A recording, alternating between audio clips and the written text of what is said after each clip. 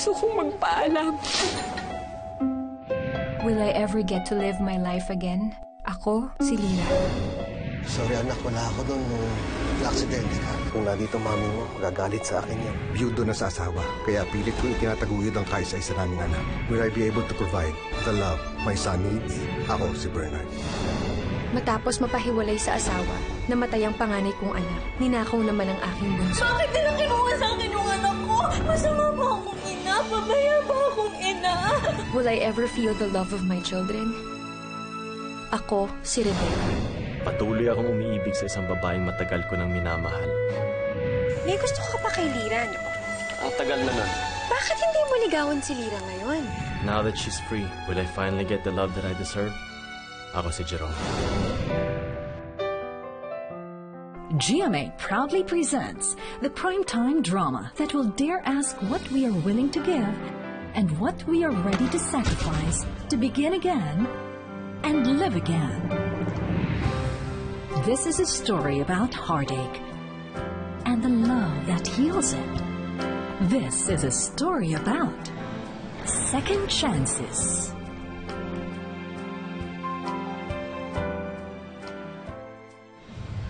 Buhay ni Lira ang mag-ama niyang sina Albert at Marky, ngunit pinatay ito ng walang kalaban-laban ng mga hindi pa nakikilala at nahuhuling kriminal. Lubos na nagdadalamhati si Lira. Naibsan lamang ng makilala niya si Billy at ang ama nitong si Bernard na nagdadalamhati pa rin sa pagkamatay ng kanyang asawa. Sa kanila nakahanap si Lira ng katuwang sa kalungkutan. Dahil dito ay unti-unting nahulog ang loob ni Lira at Bernard sa isa't isa. Naalala mo ba nung una tayo nakita? Niligtas mo buhay mo. Pero hindi ko akalain, hindi ko pala magliligtas sa akin. Binigyan mo ng second chance sa puso kong umibig muli. Ngunit sa pagkatuklas ni Lira sa lihim na bumabalot sa pagkatao ni Billy, masisira ang samahan nila ni Bernard, pati na ang samahan nila ng kinakapatid na si Rebecca at ang ama nito, ang ninong niyang si Federico. Ito ang pagkakataon na gagamitin ni Jerome para mapalapit kay Lira at mailayo siya kay Bernard. Pinangungunahan nina Raymond Santiago bilang Bernard Castello, adventurous, thrill seeker. Pero sa pagkamatay ng kanyang asaway, tila tinapos na rin ni Bernard ang pagnanais na mabuhay pa. And because of this, napabayaan na niya ang kaisa-isa niyang anak na si Billy. And just when he thought there is no more hope, dumating sa buhay niya si Lira. Two broken hearts mended each other's pain and emptiness. Matututunan muli ni Bernard na buksan ang puso niya. Salamat, Lira. Dahil sa'yo naging close kami ni Billy ulit. Salamat at dumating ka sa buhay namin. Ngunit handa na ba siya? Gayong may lihim pa siyang hindi kayang ibunyag. Camille Prats bilang Rebecca Villacorta. Kinakapatid ni Lira. Namatayan ang panganay na anak at kinidnap naman ang bunso. Ang mga pasakit na ito sa buhay niya ang lalong nagpalala sa kanyang pagiging bipolar na nakaapekto sa kanyang mala-roller coaster na emotions. Hindi ka ba't ang kailangan ko? Ang kailangan ko, anak ko, kailangan ko si Daryl. Kailangan ko ulit makasama yung anak ko. Papa, do something. Pero hindi siya nawawala ng pag-asang mahahanap pa ang bunso kahit 7 taon na ang nakakalipas. At mahahanap nga niya ito kapiling ng kinakapatid.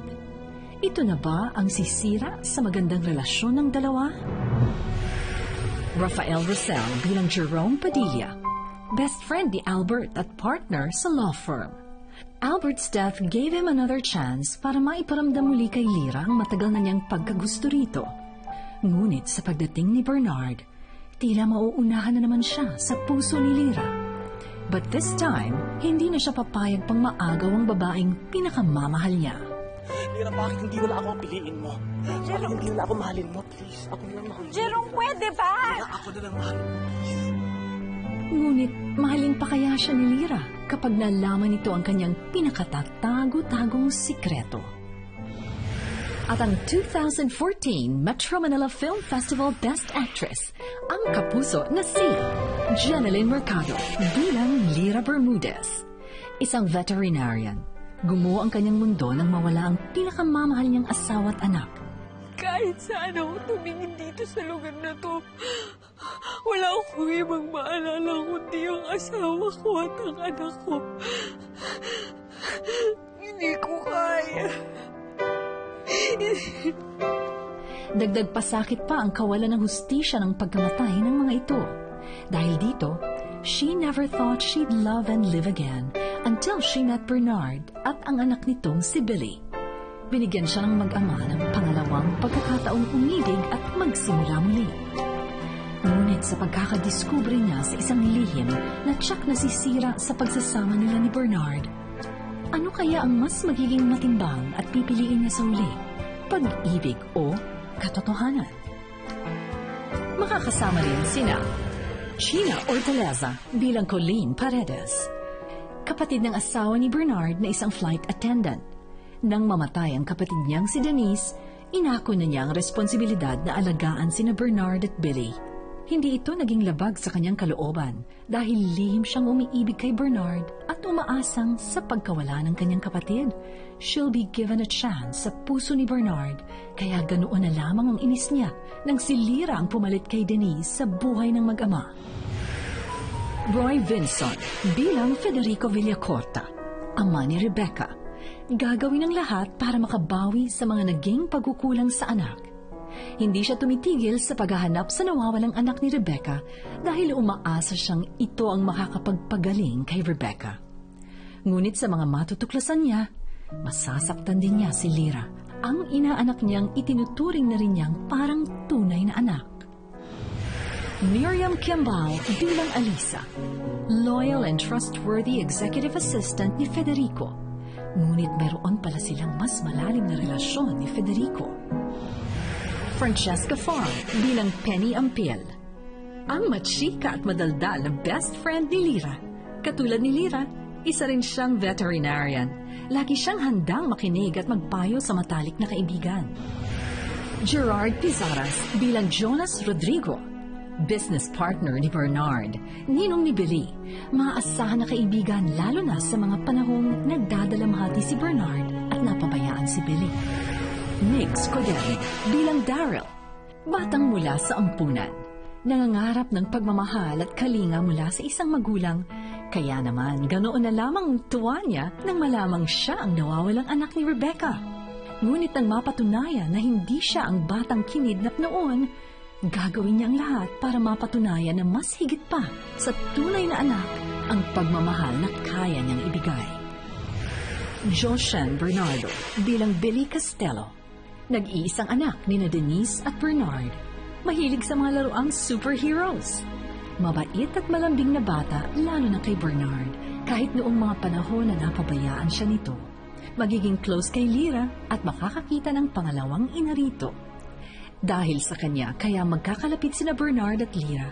Ngunit siya rin kaya ang magiging dahilan ng pagkasira ng relasyon ng dalawa? Sa espesyal na partisipasyon nina Luis Alandi bilang Albert Bermudez, magaling na abogado, mapagmahal at malambing na asawa ni Lyra. Passionate siya sa work and goes beyond what is expected. Matapat at fair. Sinisigurado niyang walang naagrabyado at ang tama ang nagtatagumpay, ngunit dahil sa mga katangiang iyan, nalagay sa panganib ang kanyang buhay.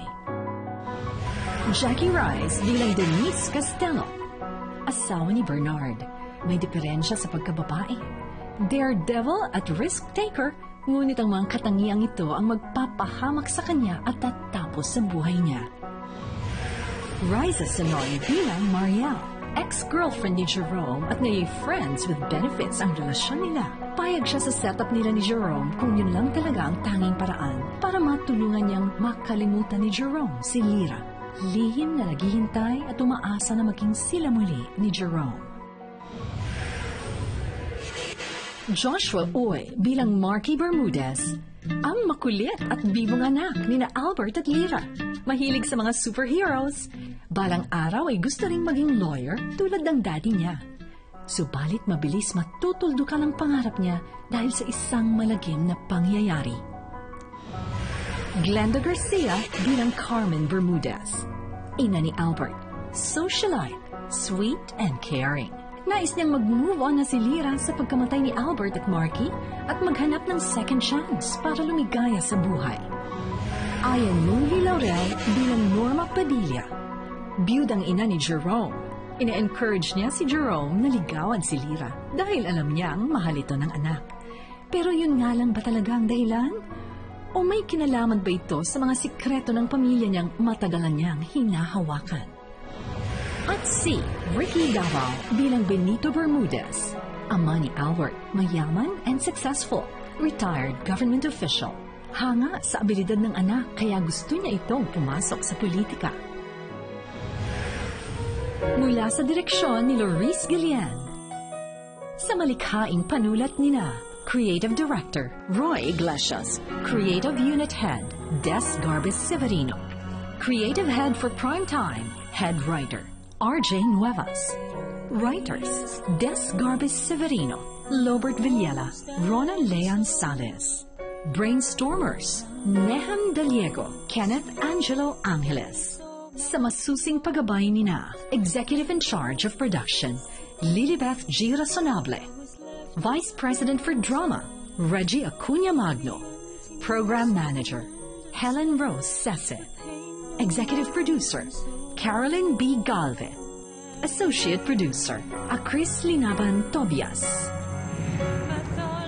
Ngayong 2015, matutunghayan ang kwentong magpapaalala na sa likod ng bawat pagkatalo, kalungkutan at kadiliman, mayroong magandang bukas na naghihintay. Life is full of hope and opportunities if you believe in second chances.